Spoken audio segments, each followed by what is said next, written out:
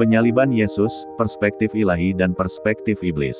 Penyaliban Yesus Kristus merupakan peristiwa puncak dalam sejarah keselamatan manusia yang membawa dampak kekal bagi hubungan manusia dengan Pencipta. Peristiwa ini bukan sekadar eksekusi politik oleh pihak Romawi, tetapi merupakan perwujudan rencana ilahi yang telah ditetapkan sejak awal untuk menebus dosa umat manusia. Dari perspektif sejarah, Yesus menghadapi konflik antara kehendak ilahi, tindakan manusia yang berdosa, dan tipu daya iblis. Sejak kejatuhan manusia pertama di Taman Eden, Kejadian pasal 3, dunia berada dalam keadaan terpisah dari tujuan semula, dan manusia membutuhkan jalan keselamatan yang nyata. Penyaliban Yesus bukanlah kebetulan, melainkan puncak penggenapan nubuat yang telah dinyatakan sejak Perjanjian Lama dan ditegaskan dalam Perjanjian Baru. Peristiwa ini memperlihatkan keseimbangan antara misteri kehendak ilahi, keterlibatan manusia, dan strategi iblis, yang semuanya memainkan peran dalam terlaksananya rencana penyelamatan. Pertama, perspektif ilahi, penyaliban sebagai rencana keselamatan ilahi. Rencana keselamatan manusia telah ada sejak awal melalui Mesias. Bukti dari Perjanjian Lama menunjukkan bahwa penderitaan dan kemenangan Mesias telah dinubuatkan jauh sebelum penyaliban terjadi. Kejadian pasal 3 ayat 15. Aku akan mengadakan permusuhan antara engkau dan perempuan ini, antara keturunanmu dan keturunannya, keturunannya akan meremukkan kepalamu, dan engkau akan meremukkan tumitnya. Dalam bahasa Ibrani, Serah, sama dengan keturunan, Ros, sama dengan kepala, Akeb, sama dengan tumit. Ayat ini dikenal sebagai protoevangelium, nubuat pertama tentang keselamatan melalui Mesias. Keturunan perempuan, merujuk kepada Yesus yang akan mengalahkan kuasa iblis meski menderita.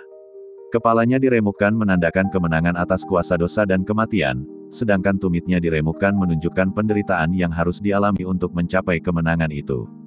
Penyaliban Yesus adalah penggenapan nubuat ini, penderitaannya bersifat sementara, tetapi hasilnya kekal bagi umat manusia. Keluaran 12 Korban Paskah.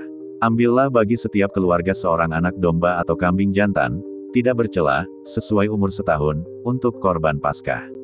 Keluaran pasal 12 ayat 3. Kata Ibrani pesah, berarti, melintasi, atau melewati, menunjukkan bagaimana darah domba melindungi umat Israel dari kematian.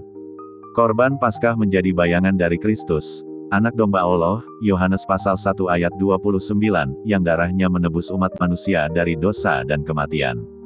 Simbol Paskah menubuatkan penebusan yang diwujudkan melalui penyaliban Yesus, menegaskan bahwa keselamatan manusia adalah bagian dari rencana ilahi yang telah tertulis sejak ribuan tahun sebelumnya. Yesaya pasal 53. Tetapi dia tertikam oleh karena pemberontakan kita, dia diremukkan oleh karena kejahatan kita, ganjaran yang mendatangkan keselamatan bagi kita ditimpakan kepadanya, dan oleh bilur-bilurnya kita menjadi sembuh. Bahasa Ibrani kunci, chafur, sama dengan luka bilur, ra'ah, sama dengan kejahatan, dosa. Ayat ini menegaskan bahwa penderitaan Mesias bukan karena kesalahannya sendiri, tetapi untuk menanggung dosa manusia. Setiap bilur yang dialami Yesus menjadi sarana penyembuhan rohani bagi manusia. Penyaliban Yesus adalah penggenapan nubuat ini, penderitaan fisik dan ejekan yang dialami membuktikan bahwa keselamatan manusia terjadi melalui rencana ilahi. Mazmur pasal 22. Eli, Eli, lama sabachthani. Mazmur pasal 22 ayat 2. Bahasa Ibrani, Eli, Eli, sama dengan Tuhanku, Tuhanku, lama, sama dengan mengapa. Mazmur ini menggambarkan penderitaan yang sangat mirip dengan penyaliban Yesus, termasuk ejekan, penghinaan, dan penderitaan fisik. Mazmur ini menegaskan bahwa penderitaan Mesias terjadi sebagai bagian dari rencana ilahi untuk keselamatan manusia. Di Perjanjian Baru, penyaliban Yesus menegaskan bahwa segala penderitaannya terjadi dalam rangka kehendak ilahi. Dalam Matius pasal 26 ayat 39, Yesus berdoa di Taman Getsemani, Bapakku, jikalau mungkin, biarlah cawan ini lalu daripadaku. Tetapi janganlah seperti yang kukehendaki, melainkan seperti yang engkau kehendaki. Kata Yunani telemasou, menekankan totalitas ketaatan Yesus pada kehendak Bapa.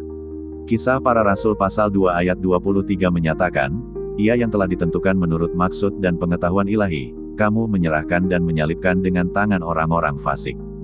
Kata Yunani proorizo, sama dengan ditentukan sebelumnya, dan gnosis sama dengan pengetahuan, menegaskan bahwa penyaliban Yesus terjadi dalam kerangka rencana ilahi, meskipun dilakukan oleh manusia fasik. Selain itu, 1 Korintus pasal 2 ayat 7-8 menjelaskan bahwa hikmat ilahi, Sophia, yang tersembunyi ditetapkan sebelum dunia ada, dan penyaliban Yesus mengungkapkan hikmat tersebut yang tidak dimengerti oleh penguasa dunia, Archon Kosmos. Efesus pasal 1 ayat 9-10 menegaskan bahwa melalui penebusan, segala sesuatu dipersatukan dalam Kristus apokaliptein, menyingkapkan, kat epifaneian, secara nyata.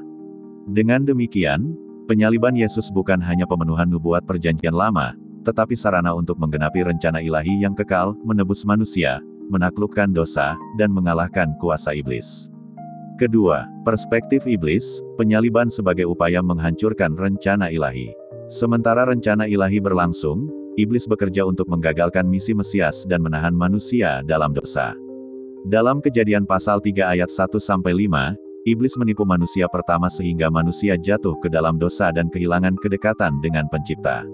Ayub pasal 1 ayat 6-12 menunjukkan iblis berupaya menggagalkan iman Ayub, menegaskan sifatnya sebagai musuh manusia dan lawan rencana ilahi.